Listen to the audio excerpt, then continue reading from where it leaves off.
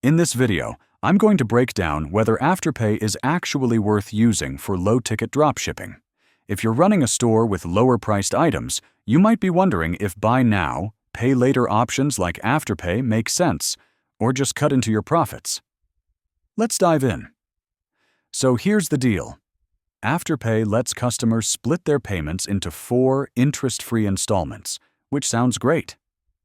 But for low-ticket dropshipping, especially items under $50, it's not always a perfect fit. First, Afterpay takes a pretty big fee, usually around 6% per transaction. If your item only costs $30 and your profit margin is tight, that fee can eat into your profits fast. However, there is a flip side.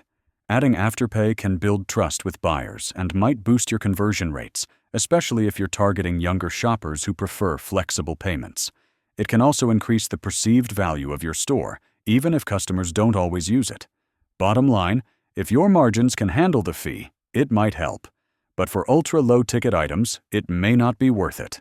If this helped you figure things out, make sure to like and subscribe for more tips just like this. Thanks for watching.